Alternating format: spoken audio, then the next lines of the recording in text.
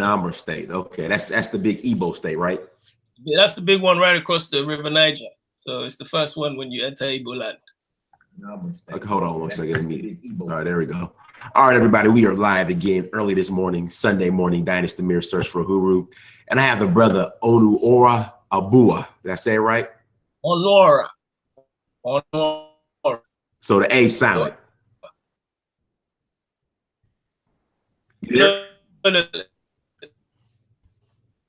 Hello? Oh, the brother froze up on us already. Abuah. Hello. All right, so hopefully he'll hop back on. What's up, everybody? Good morning.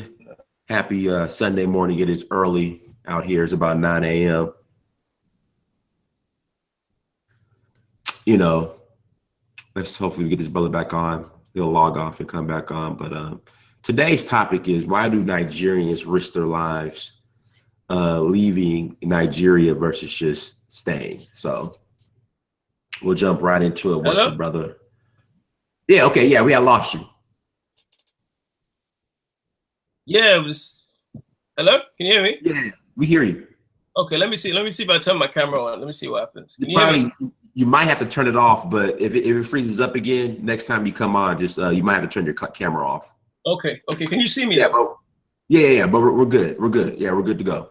Okay, I didn't hear anything you said, so. No. I was the pronunciation of your name. I said the A is silent, I guess. No. Ọnuọra. So it's Ọnuọra. Ọnuọra. Ọnuọra. Yeah. So it's the U. Onu is the mouth, and then Ora is people, the public. So Ọnuọra.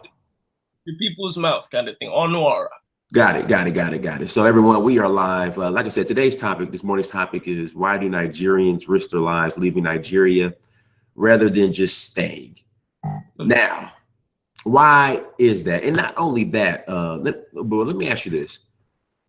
You know, let me read this comment. One of my favorite trolls. Up to the point now, I think she's a white lady posing as a Nigerian. Hold on, let me read this comment she made in regards to the guest I had on. Linda. Huh? Who is it? Linda Akeji? No. Her name is Miss Chichi. She claims to be Nigerian, but I think she's just a white troll. But let me read this comment. Okay. You know, because I don't know what it is about some Africans. But here we go. Miss Chichi, and her name is Miss Chichi, and she's responding to the guest I had on yesterday. And the guest I had on yesterday was speaking on the racism he deals with as a Nigerian or a black person, because they don't give a fuck where you're from. They see it as all black, black person in India. So she says, poor thing, he's so uneducated. I could tell he's a fan of listening to Black American content on YouTube that only concerns white supremacy and race, because that is what fuels their mind, and he's simply playing into it. In his mind, this interview could be a helping hand for him to get into the Western Hemisphere. And he does exaggerate a lot too. He's a typical Johnny come late, Johnny just come. The truth of the matter is Nigerians or Africans in general don't care how anyone treats them, as long as they can achieve what they go there to achieve. What are your thoughts on that comment? Are Africans that desperate to succeed where they could care less how someone treats them and how they disrespect them? Well, I mean, I don't know this Miss Chichi, but I think she's. And then let me finish what she says. She says, "You see, he's trying to renew his visa to stay in India. This guy doesn't want to leave India. If he was to come to America and found himself in the mix of BAs, he would still have had news to report about how he was treated different. And talking about Black Americans, we need to talk about Black Americans that have murdered my Nigerian and African brothers in this country. There's no truth to that." Yeah, I think she's just a white troll. That's what I'm starting to think now. Well, you know, I think the majority of first of all, before we go on, let me first of all commend you on your show. Thank you. You do a very important work, and I discovered you few months ago when I was going to Mali, and you put me in touch with some people. So wow, thank you. You do very important work, and you have a wide spectrum of people that come on your show. Mm-hmm. And the comments are useful, but I think we have to address the fundamental problem. I think ultimately you have to understand that it is not just an African thing to want to go and better your life. Right. If you go through the history of the entire world, every single race has done it at some point. The fact that you have Sicilian Americans who would risk their lives, jump on boats in the 1900s to come to the States is because they wanted to better their lives. I think to say that everybody, all the Nigerians that do it or the Africans that do it simply because they don't care how people treat them and they just want to go somewhere and succeed at all costs, I think it's a bit ignorant. I think it's he's glossing over the issue. The ultimate issue is if home was better, they would stay home. That's the reality. Right. I think, unfortunately, and I'm an Igbo man, so if you study anything to do with the Igbo culture, Nigeria has been one country for about 100 years, 105 years altogether, and that's when they amalgamated the North and the South. And the Igbos, from the outset of that, were traveling all across Nigeria and doing trade. So even the fact that my brother is over there in India is something that would have probably happened even if Nigeria was a better country. Igbo people in particular tend to be traders. In fact, there's a Nigerian joke that Igbo people are the container people. So they bring in containers to the ports and they sell stuff in the country. But to just address this lady's point again, you see, even when you bring up a point like, address the Black Americans who are murdering our Igbo people, I think she's, again, being too simplistic. You see, if you focus on one or two little issues and you don't focus on the wider mistreatment of Black people in general, around the world, whether it be Australia, the massacre of Tasmanians in New Zealand, whether it's Papua New Guinea, whether it's Britain, where I am right now, then what you do is you're basically just, in fact, if anybody is trying to get props from the white people, it's her. By right. I say this, jockeying for position under white supremacy. Yeah, basically. And just a couple of things that my brother brought up yesterday. I mean, the racism in India is widely documented. You only have to go and research the writings of the great Mohandas K. Gandhi to find out how racist the Brahmins, which are the lighter skinned Indian people, have been for thousands of years. You only have to do a little bit of research.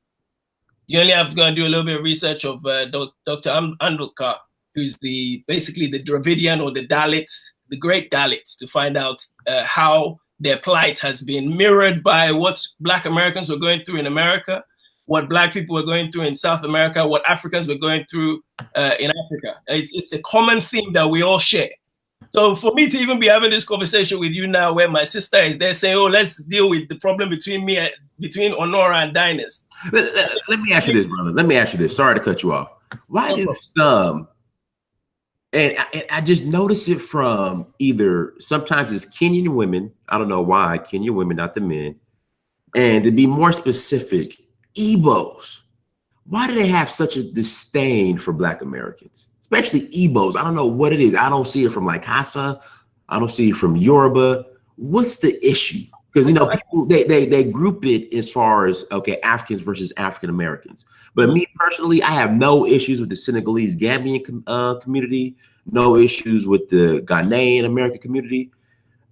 It's just for some reason, and to be specific to really break it down, it's Igbos who have an issue with Black Americans the most. Why is that, brother? You could finish your your statement then, if you could address that. I don't understand why. I mean, I don't know. I think once you put people in an environment that is not their own, we're always going to find little differences in each other to one up the other. So, for example, I live in England. In England, you have all types of different African people who, the minute they spot each other on the street, they greet each other. But once they're in an environment where they're together, they find differences amongst each other. Igbo people in particular, I don't know. I can't speak for the whole Igbo, 40 million Igbo people. But what I can say is Black people in general, and I'm not really a fan of the differentiating. Black people in general suffer from the same problem.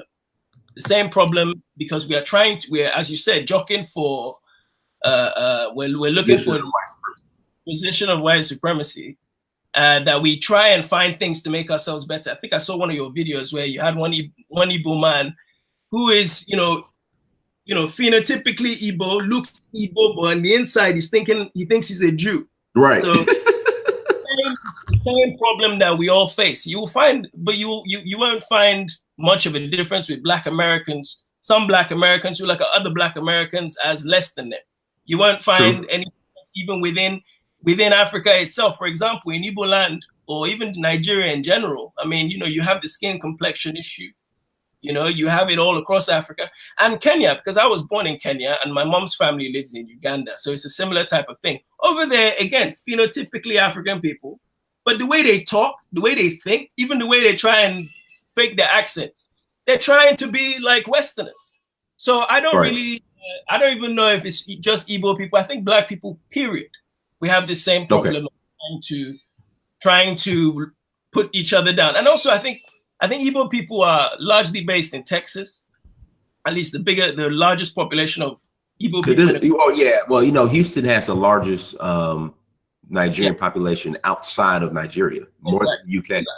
I'd say largest Igbo population, because I don't know if UK is competing with them, but definitely there's a lot in Atlanta where I'm at too. Okay, Igbo people in particular, I know, go and. You see, Igbo culture, you have to understand Igbo culture as well. Igbo culture is a very kind of Republican culture. It's not one where, you have to see that. I can see that.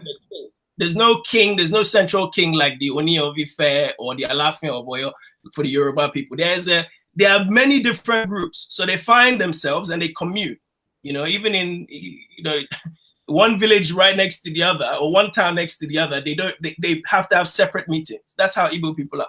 So I think even within Igbo culture, you'll find those same issues. So I wouldn't, I really wouldn't pay attention to what that lady is saying. Okay. All right, but go ahead. I know you were speaking on the problem with. I've never heard of Black Americans running around killing. Let's not even deal with that, brother. Let's get back on the topic. Black Nigerians leaving Nigeria rather than staying. Yeah. So as I was saying, first things first. You have to understand that this is people leaving their country for a better life is a normal thing, and people going to great lengths is a normal thing. I think the major issue is this. Africa has been largely independent, what you call independence, in paper independence with the fake borders, for about 50 to 60 years.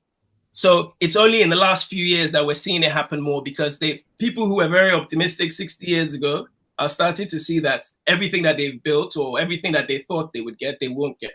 And so their migration is fairly recent. But when you look at Syrians running across Europe, when you look at even Portuguese people running to Angola and Mozambique, people don't talk about what they're doing there. They're running in fact, I don't know the amount of the statistics for 2016 alone was something like 100,000 had remigrated from Portugal, So I think it's a common thing. When people see that there's a better way of life, they will go. Now, I think even to do with the Mediterranean, first of all, the Mediterranean thing, look at the demographic, look at the actual numbers. Statistics, well, I'm sure will not show you that the majority of the people that are crossing crossing the Mediterranean and even going through Turkey, through Europe, they're not largely Black people and they're not largely African people. They're largely people from the Maghreb, people from Syria, Afghanistan, this type of thing. This is another media thing where they'll try and make it seem as though now we are all convinced that we are the only ones who cross the Mediterranean, So, but anyway, just to address the main point. You see, Nigeria being the beacon of hope in 1960 when it became independent, everybody believed Nigeria being the federation that it is, the diversity that it is, the qualified the numerous people with degrees in positions of power. Everybody was very optimistic about Nigeria. Now, unfortunately, through the coup of 1966. The war of 1967 to 70, then the structural adjustment program that happened throughout the 80s, it caused a massive brain drain. And that the domino effect we're still feeling now. You have to understand Nigeria at the moment. Nigeria is a failing state. It's not even, don't take my word for it, you know, Omoyele Sowore, who's running for president at the moment, founded Sahara Reporters, these are his words. It's a failing state, and the facts are there for you to prove.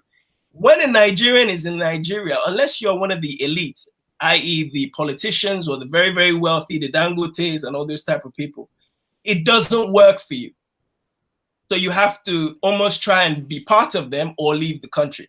You see, just look at the examples that exist. Take the Nigerian police force, which is supposed to be the worst police force in the world, the worst, most corrupt. Now, that same police force, when they go on these peacekeeping or these training programs around the world, they win awards. You just have to Google it to see how much they win. Same thing with the army. Nigerian army is renowned for peacekeeping in Kosovo, in Sierra Leone, Liberia, all these things. They go and they win awards.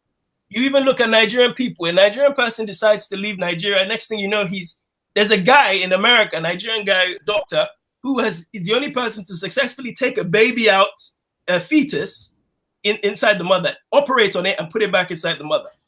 You have people who are so qualified and achieve all sorts of greatness. Well, have you seen the movie with the concussion movie with Will Smith? Will Smith film, exactly. I mean, that's just one of many, many examples. Once Nigerians leave the shores of Nigeria, they're successful. Now, who are the people that are in Nigeria succeeding? You know, it's the people that sell hope and it's people that sell entertainment. So the pastors are the wealthiest. The priests and pastors are the wealthiest. The politicians are the wealthiest. These are the two selling hope. Then the entertainers, you have the singers and the actors. Because what do people do when they're suffering? They go to church, they listen to the politicians, and they go and buy music, they go and listen to music, they go and watch Nollywood movies, they go watch football. Those are the people that are successful. So Nigeria as a failing state is only, even the fact that you have successful people tells you that there's a very big problem. Because how can there be so many people suffering in a nation that wealthy, and then people are deciding to leave the country? You know, you understand what I'm saying? So the point, there's a point I just wanted to make as well, just before. I don't know if you wanted to ask me another question, but no. It's just, but again, it's just what I'm noticing though is a lot of Nigerians are leaving Nigeria thinking that the grass is greener in places like India. Yeah, I mean, you know, that's where I'm lost. Like, if you're gonna leave, I would say, even though I know it's harder to get a visa, at least go to the Europe or come to America. But you're going to places like India and China where they have. I understand what. I think again, if you focus on the type of people that are going to India, two types of Nigerians go to India: Igbo traders or traders in general. And I don't want to just say that Igbos are the only traders. Traders in general who go there on a short-term basis. They don't go there to migrate. My father and my mother, in fact, my sister was born in New Delhi. This is in the early 80s, but they went there for work. My father was in the Nigerian Foreign Service. So India is not India and China are not necessarily the places that people go settle. They go there, do long-term business, and return home. Now, you see, because of the connection, the connection between Indians who are in Nigeria and Indian and the country itself, because Indians are very popular for trade as well. All across, if you look at the Swahili coast, I know you've gone up and down Tanzania, Kenya. These are the people doing bulk of business over there. They control the economies there. Exactly, and it's similar in Nigeria. You have a whole bunch of them who have done business from the 60s, 70s, 80s. Because remember, the British colonial people, the so-called colonial people, a lot of their suits, people that made their suits were Indian people. A lot of the people that were helping them ship cars for a cheaper price were Indian people. So this isn't a new thing. Nigerian people will go there to do business. But in particular, when you focus on... Not to cut you off, it's just what I don't appreciate or what I hate is when we go over there, we're treated like crap. When they come to Nigeria, we treat them like we roll out the red carpet. Yeah, but this is part of the same problem that when you go to even as far as let me even think of the country. Even if you go to somewhere like Fiji, it's the same type of problem. You know, Black people in general around the world are suffering from the same problem. Let's not let's not try and isolate this issue. This is, we all have this problem where, because the enslavement of African people happened all over the world. It may not have been through ships, but it's happened all over the world. In Africa, we were colonized, which was a form of enslavement. Our brothers and sisters were sent over to America, were taken over to America forcibly. And also we had so many, like I said, in Tasmania and New Zealand, who were massacred, genocide on an incredible level. Right? So this is we've all suffered from the same thing. So rather than look at how we can better ourselves, we just accept the world. And so the best way to survive in this world is to look at the people who we think are God, try and ensure that they're happy with us. This is what we do. True. This is what we do. A lot of us, before you and I can get to the place where me and you are talking like this, we've been there at some stage in our lives. Right. Somehow, maybe not directly, but indirectly, we've been like that. So you have to understand that the masses do not have access to the information and do not have access to the time to study this information. You see, you could tell the average person in West Africa now, do you realize that Imhotep is really the father of Einstein? And they'll be like, so what does that do for my belly now? Right. You know, what does that do?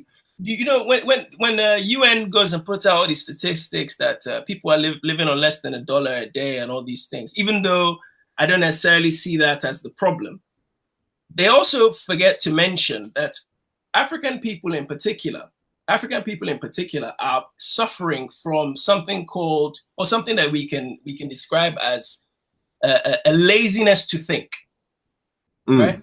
What they call stomach infrastructure. In other words, rather than build me a road, let me just put money in your pocket.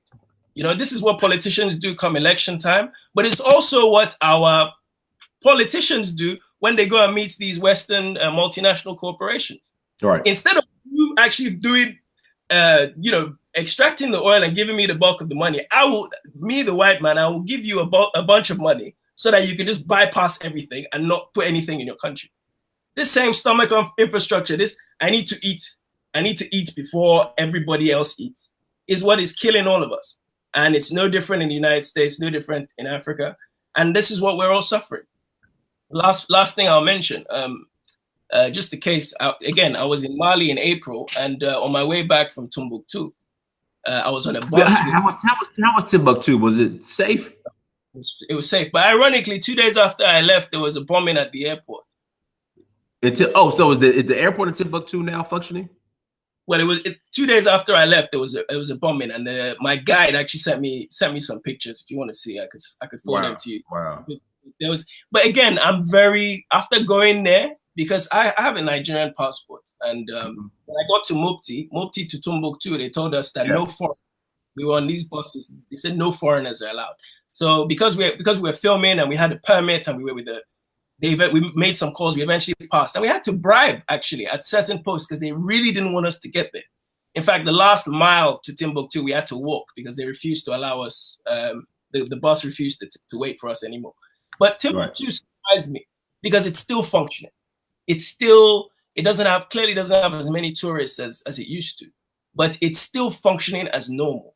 And then I later found out that even the so-called Islamists, some of the stories, and this will be on my documentary as well, the Islamists themselves, who are part of the community, by the way, didn't actually kill the number of people that these people said that they did during the occupation in 2013 or whenever it was. It actually wasn't true, according to the people that lived there. They said that, no, you have to take into consideration 2014 or 2012, they discovered there's oil in that region. Right. The current president as well, he's running for election this year. So it's in their benefit, it's in their best interest to keep the French forces in Timbuktu and by default, keep the fake media, fake news from spreading their BS. You understand? So really, even Timbuktu itself, yes, they might say that there are bombings here and there, but they're largely targeted on military camps. The Islamists are attacking individuals. For God's sake, they live there. They live there. These are their people. In fact, my guide, who I can put you in touch with when next you go, my guide was like, look, to be honest with you, people travel back and forth. There is no problem. There's no problem as far as Malians are concerned. This is an issue between the people of Mali and the people who are running Mali, as well as the French and the Belgians and the Swedes who are also there. I saw one army tank the whole time I was there in Timbuktu. So, you know, we have to even be mindful that the reason why we think certain things about ourselves is down to what is being told about us and who is actually giving us the information. Right. Bringing information from. Right. Yeah. Right. Shout out to everybody in the chat room. Please hit that like button. We have 193 people watching, only 48 likes. Please stop being stingy with these likes and hit that like button. What are these Nigerian leaders thinking? Like, I just don't understand how a rich country like Nigeria could be in the situation that it's in today. And then look at places like Rwanda with Gaddafi. I mean, it's simple. You know, you have a big federation like Nigeria. And, you know, Nigeria is in a very key position. I think there are two countries that will change the entire black race if they are fixed. I think Nigeria and Congo in particular. Correct. And I agree. So it's in someone's best interest for those places to be destabilized the way they are. You see, I'll focus on Nigeria. Nigeria in particular is, as I said, it's a failing state. But also, if you look at the recycling of leaders, so Obasanjo was president 1999 to 2007. He was also president in the 1970s. Buhari was president in 1984. He's also president now. You know, in fact, if you look at the ministers, you look at the senators over the last 20 or 30 years, they've just gone from the Senate to the ministers to presidents.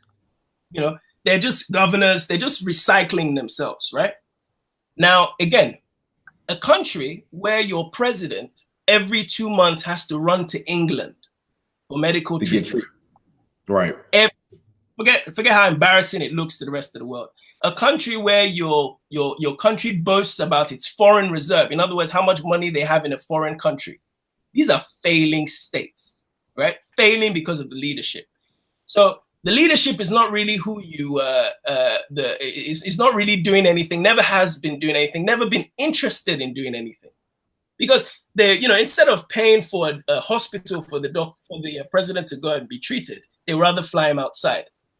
Instead of somebody was saying his doctors that knows him, that has been his doctor for years, is in the UK, so that's why he has to go. What's that movie, Last King of Scotland?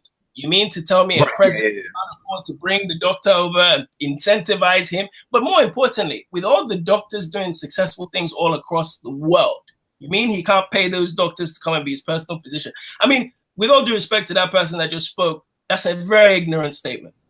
You cannot assume that you're making any statement of fact by saying that. The reality is these people are not interested in the well-being of the people, because if they were, they would have done something about it. That's the reality. So my brother, when he was speaking yesterday, I know he didn't articulate himself as well, but that's the reality on the ground. People genuinely, you know, there's no social security. Minimum wage in Nigeria is 15,000 naira. So that's what? $350. $60 a month.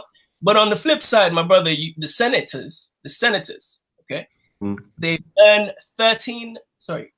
15 or 13 million naira per month. So we're talking about 300 grand a month. That's just in allowances. You know, if you restructure their pay and their salary, then maybe you put some money towards doing things for the people, but they choose not to. They would rather put their money in their pocket. That's the reality. It's not something that you can even argue about. The facts are there. They just got rid of the finance minister last week. You know, a British-born, trained finance minister. They got rid of her, and they've said that she faked her NYSC certificate, which is this thing that you do for a year after university in order for you to work in the country.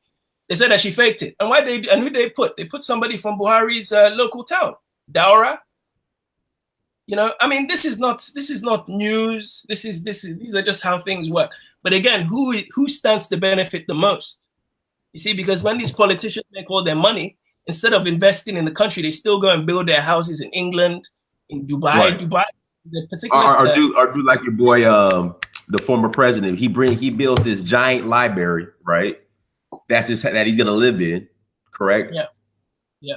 It's like everything surrounding it is absolute impoverished, but the roads are terrible. But the roads leading up to this library is and even many governors too will build universities, private universities that they'll send that they'll charge exorbitant prices for people to go to, but they won't fix the state universities in the town. Why? Because they're not interested in the betterment of the people. It's as simple as that. You know, so, and these people, though, again, the politicians will go and spend their money outside, and, you know, they will go and put their money in Swiss banks, and they will go and build, go and buy the most luxurious houses around the world. You have a guy running for president, Atiku Abubakar, who was former vice president, who is banned from the United States. He has a court case in, what's that place in Maryland? I forget the name of the town in Maryland where all these Nigerians build their... I would think probably Baltimore, maybe. It's not Baltimore. It's Potomac or something like that. Potomac. Okay. That's like near DC, I think, but that's Maryland. That's Maryland. Same difference. He's banned. He has a court case there because of some taxes that he hasn't paid, and he wants to become president really so he can get back to the United States. He also, you know, you also have to look at the some of the politicians that have been dealing with drugs. You have a minister right now from, I think, Ekiti State, for example. Ekiti State, who was the former governor, he's now the head of this. 1 second, brother. Guys, we have 208 people watching, only 85 likes. Please hit that like button. Please hit the like button. The brother's dropping some jewels. Thank you. All right, go ahead. I'm sorry. So you have like the governor, the Senate president at the moment was the former governor of Ekiti State. Back in the early 90s, this man was the head of a bank called Societe Generale Bank. So it's a big international bank. He literally, there's a police report on how he looted that bank to the point where it became completely bankrupt. You even have, if you know the footballer JJ Okocha, former footballer for Nigeria, you know, he lost a lot of money in that same bank. This man was able to go from there to become a governor in his state, looted the state for 8 years, and now is the Senate president.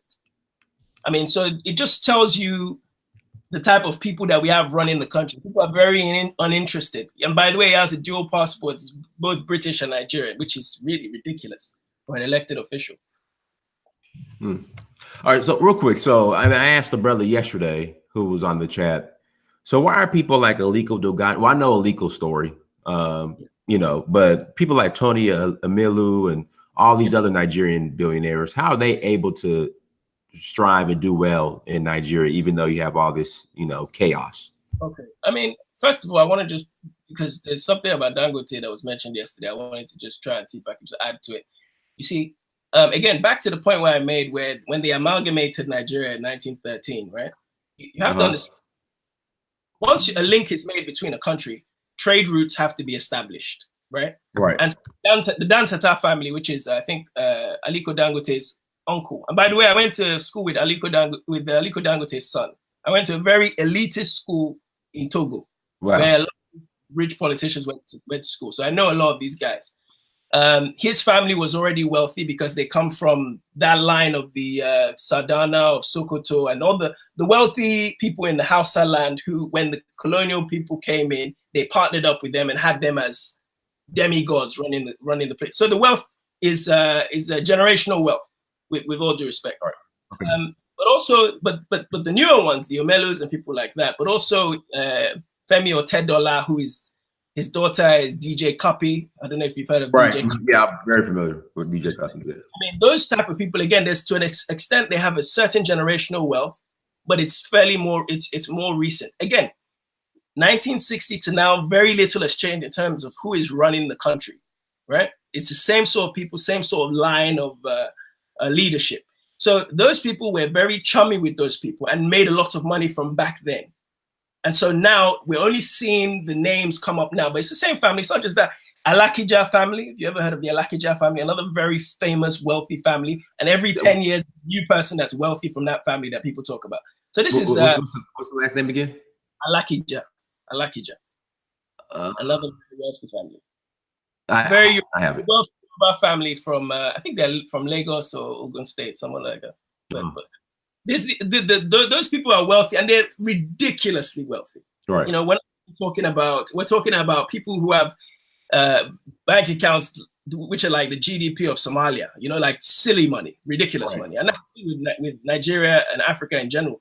When you set up a business, within minutes you can be, you know, within minutes you can be wealthy. And that's the thing with Nigeria as well. There's nothing that starts from small and goes big like you can in the States. Everything starts big and probably implodes after 5 years. The banks, most of the banks haven't been there 10 years. They've already gone under. But in a year's time, UBA is still there. UBA is still there. UBA was UBA, like First Bank, are still there, but those were established a long time ago, and to an extent they are foreign, for lack of a better term. You know, they're more multinational. First Bank, for example, was part of Barclays Bank back in the 60s.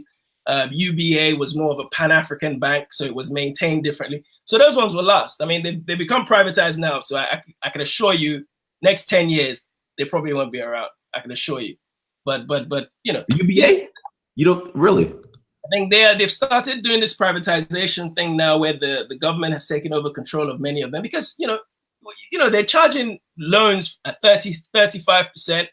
They're giving them to politicians who will never pay it back, and so the banks go bankrupt. It's as simple as that. 35%. You know, this politician's not going to pay you back, but they give the loans because of the person who's signing the check will take 1% of that loan. So, you know, it's not. If Nigeria was run properly, though, and I'm talking of if we had 4 hours of electricity longer, consistent 4 hours of electricity, can you imagine how much more would happen? You know, you have security issues in Nigeria. You have obviously the power issues in Nigeria. You have the problems of leadership. You know, there's thieves all over the place, armed robbers, Boko Haram, all these Fulani herdsmen. All these things will be eradicated if we had more electricity, because by default, those people who have turned to crime and all these other things will have something else to do. You know, so Nigeria needs a lot of investment, and I think this next election is going to be crucial. And I would advise you, if you can get in touch. There's a guy who's running for president, Ọnuọra Abuah. He's probably the candidate you need to look into. Again, don't take my word for it. Hold on, I think. Hold on one second. Let me look this up real quick. I think somebody sent me some information on not too long ago. He's a young guy, right? He's like what, 37? Yeah. And he's lived in the state. He's lived in the States 19 years. He runs Sahara Reporters, which is like they call it the WikiLeaks of Africa, which is another, you know, where he's just exposed all these guys. You know, he was a student. Oh, so I know he's probably hated. Yo, he's hated big time. He's got the most lawsuits. He sued in American courts, sued in Nigerian courts. You know, I know a friend of mine, a Nigerian friend of mine in the UK. She sent me hold on. She sent me a video of him speaking. He's very young, very strong. She told me to reach out to him. Yeah. He would be good for. And you know, a lot of us are behind him. He's just formed a new political party in the last month. Do you think he has a chance, honestly? No, you know, I'll say this. The party with the most money at the last election lost. That was the PDP. Good luck, Jonathan. They had all the money in the world and they still lost to Buhari for two reasons. One, Good Luck was terrible. He's a terrible leader. But also the social media involvement in the last election. So Sahara Reporters, which is Ọnuọra Abuah's company, a lot of what they did was literally go to the polling booths and count the votes as people were counting them. Because, you know, in Nigeria, you know, or really corrupt countries, they count the votes and then they go in the room and stuff the ballot boxes. And by the time it gets to the central office, the numbers have been inflated. But what they did this time is they exposed everything live on camera.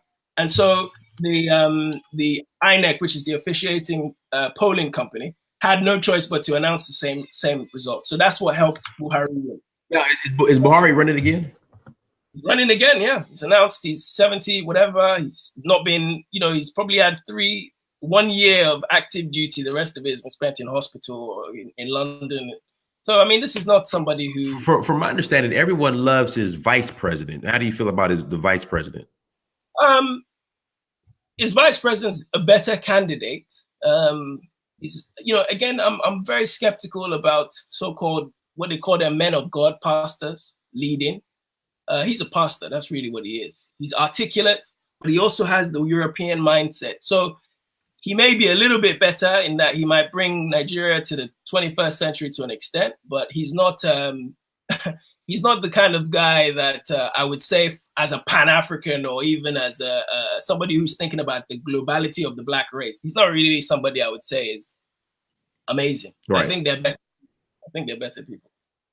I think generally we have people that we're used to. You know, I mean, you know, what makes him, just because he's able to string a few sentences better than Buhari, and he's able to, you know, do the macroeconomics, talk all these numbers, and doesn't really necessarily make him a great leader.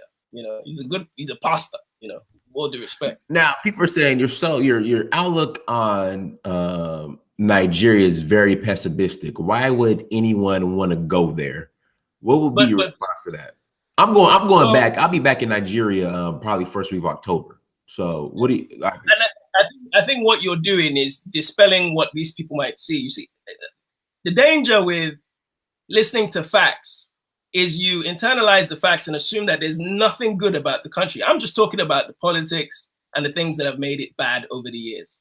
The reality is no Black person can show up in Nigeria and feel like they will be kidnapped or feel like they will be in some way be treated less than a human being. That's just false. Love Nigeria. I mean, don't get me wrong, the infrastructure is terrible, but I mean, I love Nigeria. And these are the things that need to change. And unfortunately, again, when you're a Westerner, and that's why it's very important to find out who are the people that are saying this. Where do they live? Where do they come from? What's their background? Sorry, somebody was calling me on Facebook, but go ahead. O'Shea, I'm on a live stream right now, brother. Go ahead. I'm sorry. So those people, would be important to know what their background is. Where do they come from? Where do they live? Where have they grown up? Because if you've grown up in the West, everything you're looking at is through the idiot box, through TV. So somebody like me will come and speak to you and you won't have a nuanced view. The reality is, if I decided to pick on certain American people and told them to tell me the realities of where they live in America, nobody will want to go from anywhere else in the world to America. Right. So it's all context. People still go there. America has sold the world on their philosophy of America is a great country, everything's amazing. That is the biggest propaganda machine on the planet, the United States of America. Because the reality is there's more. There could be as many people living in poverty in America as in Nigeria, but you just won't know. Because we already have a tainted vision of Africa and Nigeria in particular, it's easy for you to just take what I said and assume that I mean that the country's terrible. But we'll go there. There's so much to see. I'm going there in a couple of weeks, you know, and from there I'm driving through Benin and Togo to Ghana. So it's doable, but it's just you have to have your eyes open, just like you would anywhere else in the world.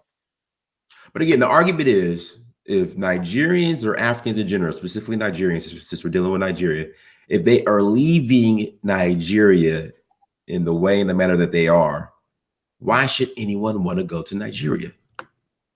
Well, again, the Nigerians have been leaving Nigeria for a long time, right? They've been leaving for a long time. The 1980s was the biggest rush.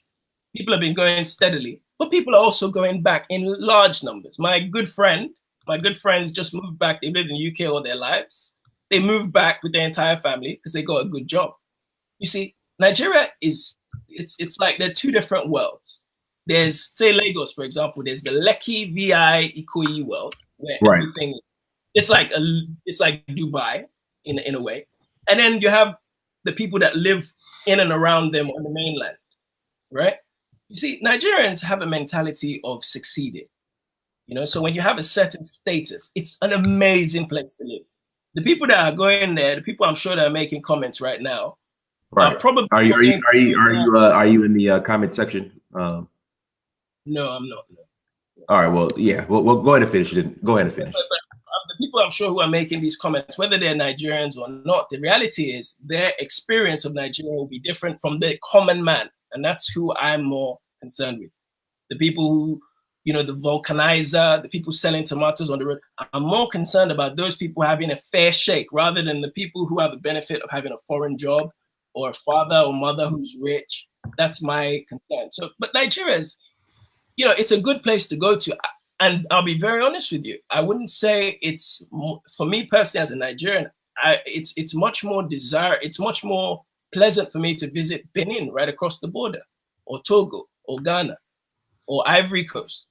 You know, those because of what, unfortunately, the infrastructure is more conducive to what I'm used to, you know, on a general basis. You know, in Nigeria, even those people who live in the wealthy areas, I don't know if you heard a few weeks ago, in Lekki, the same Lekki area, the wealthy area, there was a mass, a tank blew up. So many people died. Is that the one that blew up on the freeway? Yeah, exactly. You know, and this is to do with mismanagement. I mean, the country, if our leaders had been dealing with the nation the way they should have been, things like that would have been avoided. But they don't care. So even when you're wealthy, you still have, unfortunately, you can still experience things like that. That's just the reality.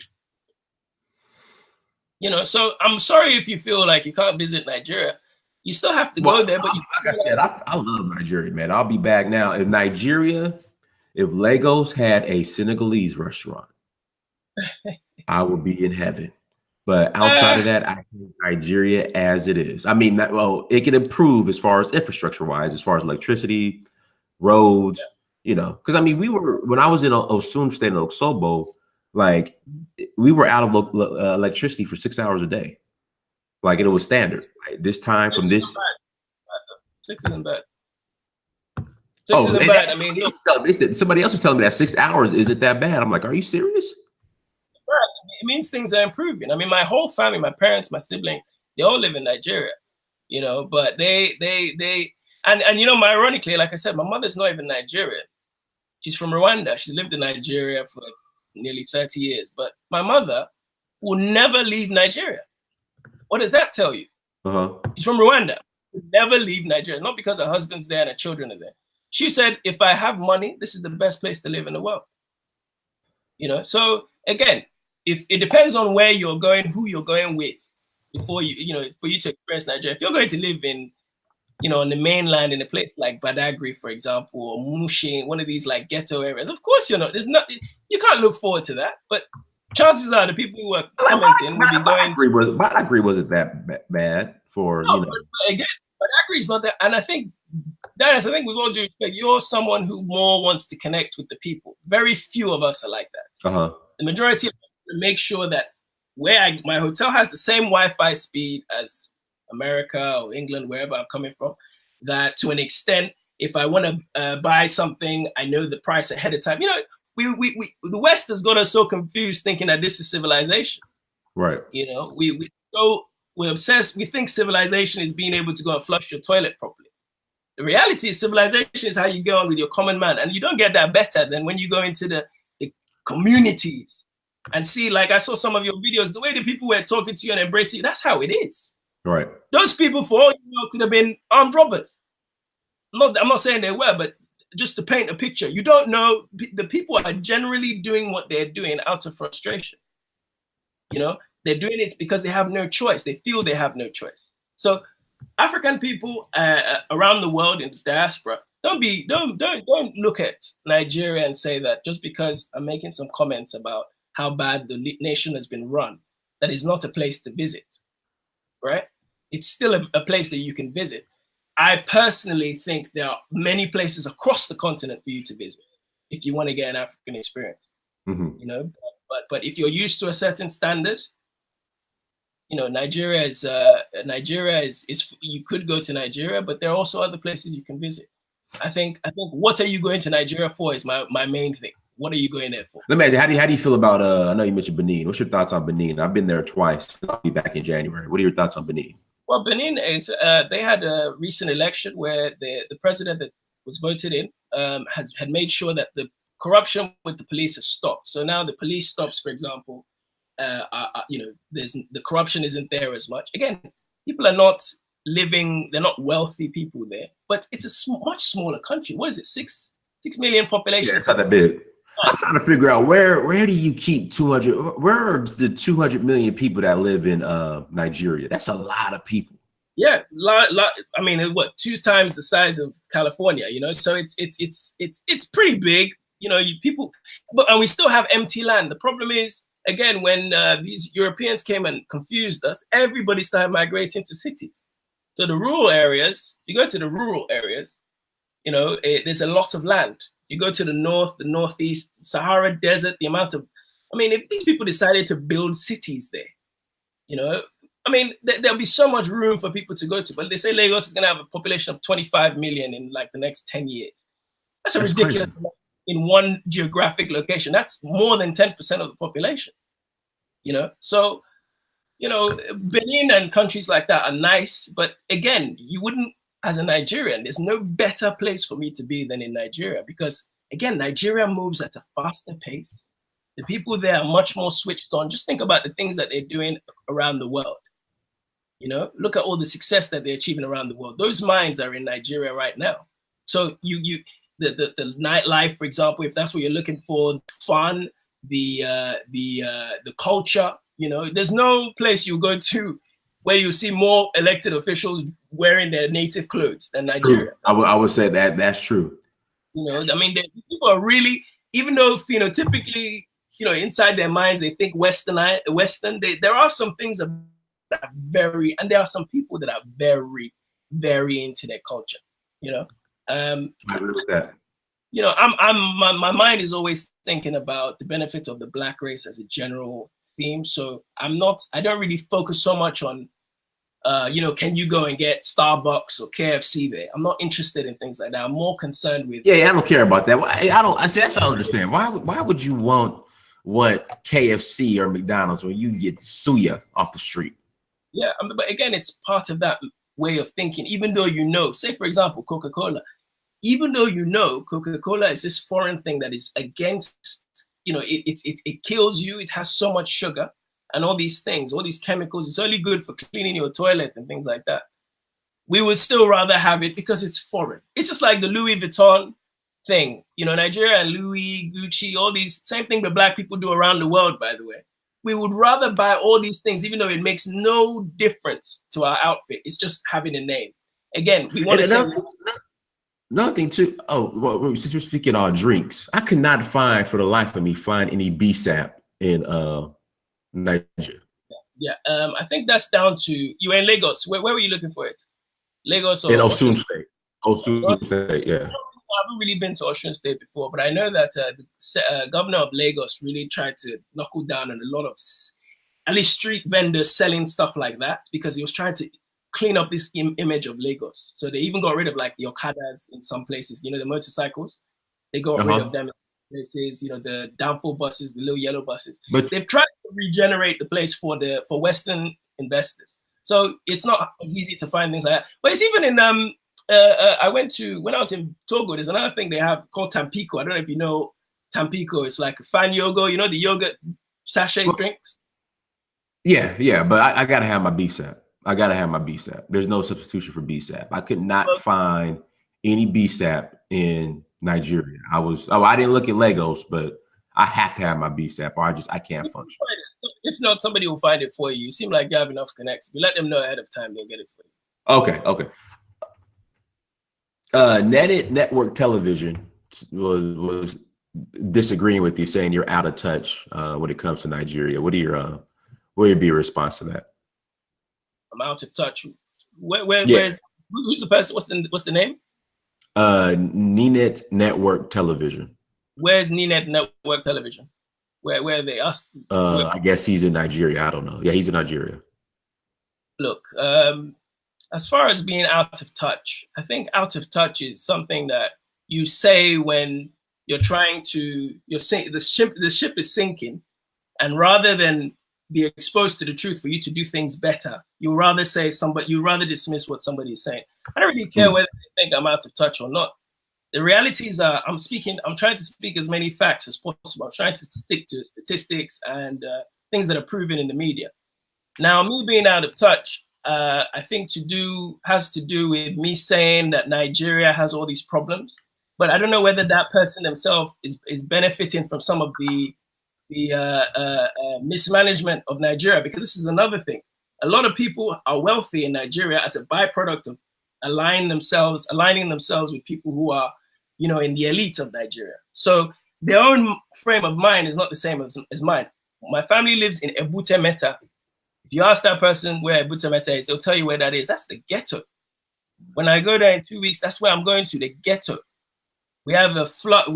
Our house is Right next door to our house is a poorly made lagoon, which is supposed to be a road. So the people that are around me are the real people.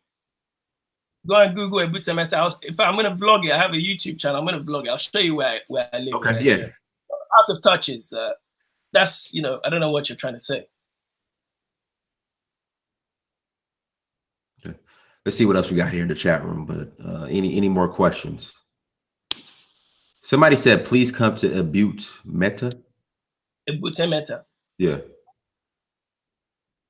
Ebute Metta. Yeah, that's where. Yeah, I don't know what that is. You know what that is? No, Ebute Metta is where I live. I think maybe they're commenting. Oh, okay. That's where you live. Oh, okay. Ebute Metta is on the mainland. You probably passed where I live, actually. You'd have seen it on 3rd Mainland Bridge on the way to the airport. Big gray buildings. That's where I live. Looks like a project housing area in the States. That's where I live. That's where we've lived it for nearly 30 years. Oh, wow. Ironically, we moved there and it was a middle-class place, and it still is to a certain degree middle-class, certain areas around it, but it's a ghetto. Okay. So, you know. The hood. It's the hood, yeah. Yeah, guys, click that like button. Any other questions in the chat room, people? Any other questions or statements? All right, brother, what we'll do, we'll go ahead and close out. Anything else you want to share in closing? Also, how can people get in contact with you? Okay. Well, first of all, Dynast, thank you so much, my brother. Oh, no, anytime, brother. Whenever you want to come back on, man, you just let me know. Well, just to close out, I will say that, in fact, I don't really want to point anything out because I don't want people to have a more tainted view of Africa in general or Nigeria in particular. But I will say I'm going to be in Accra on the 27th of September. I'll be in Ivory Coast. On the 27th? On the 28th, I'll be in Ivory. Let's see here. I leave on the 20th. I'll be in Ivory Coast on the 28th. Okay. Oh, okay. You're not going to Ghana by any chance? Not to December. Okay. Well, I've got a film screening at University of Ghana. I'm doing a little lecture there afterwards, a film that I made called Mona. So, in fact, another guy you should get on your show, Obadele Kambon, who's another repatriated American. He's lived in Ghana for 10 years. He's doing incredible work re-educating African people on their own culture. So he's the research fellow at the Institute of African Studies in Ghana. So they're bringing me over for this screening. He's someone you have to check his YouTube channel. You have to. Now, he also by default has a channel, a black social media website, which is about 10 years old. It's called Abibitumi Casa. So it's a social media. It's like your Facebook. That's the only place you will find me on. Ọnuọra _Abuah. That's ONUORA _Abuah, ABUAH. So that's where you'll find me on social media. Other than that, I have a YouTube channel which I've just started. Ọnuọra Abuah, again, same spelling. Yeah, I mean, continue the good work, my brother. I appreciate it. Thank you. Unfortunately, people have to be woken up somehow, and maybe what we're saying is hitting a nerve, and with time they will see that what we're saying is reality. Shout out to Doug in the chat room. Shout out to Doug. Oh, go ahead, brother. Yeah. So that's just all I wanted to say. So thank you. So last question. Let's get your opinion on this. Someone asked in the chat room: Ghana or Nigeria, as far as Black Americans relocating to? I mean, the proof is in the pudding. Again, go and look at what Abibitumi Casa is doing. In fact, Obadele Kambon has a school with Samori Kamara, who I think I know Samori. Yeah, they have a Black liberation school there. You know, for young kids, really teaching them about the way of life, the history, and so on. And the languages. So without question, I mean, you go back to, Bob Marley's wife, Du Bois, everybody knows the story. Well, Du Bois is a clown, but I'm sorry. But the general thing is there's been a link between Black America and Ghana for the longest time. Kwame Nkrumah made the country independent in 1957. Since then, you've had a steady flow of people moving there. It's just, even from the UK, Caribbean people, it's for Black Americans, it's a starting point for you if you want to get a West African experience. I think Nigeria, probably in about 5 or 10 years, that would be the place for you to go to. Okay. Depending on your character, of course, I think I'm gonna more than likely go to Nigeria because everything you just mentioned as far as our connection, still, when I go to Ghana, I can't get Ghanaian citizenship, can't get a passport. You know, if I want to buy land, it's a lease term 30 years. If you're a citizen, it's 99 or something like that. So it's still the rules treated like foreigners. Nigeria is very just as bureaucratic as Ghana. Don't get it twisted. It's very bureaucratic, same thing. But the thing with Nigeria is there's so many ways around the rules. You see, like you can get a Nigerian passport right now if you want it. How? We'll talk offline. Yeah, we'll talk offline. You can, but the reality is Nigeria, unfortunately, has no rules that are really being implemented. It's always money under the counter. So unfortunately, there are ways around everything. Whereas Ghana is a little tighter, smaller country as well. So you don't get the same type of, kickback in Ghana. You know, things are a little bit more bureaucratic. But Nigeria is just as bureaucratic. Trust me. You just try and take go and renew your passport. True. Well, brother, thank you so much for joining us. Guys, make sure you hit that like button as you exit. Make sure you go to Search For Uhuru on Instagram, Snapchat, Twitter, and Facebook. Also go to dynastyamir.com, amazon.com, searchforuhuru.com. Until next time, family, peace. Peace. Thank you. Oh, no problem, brother. No problem.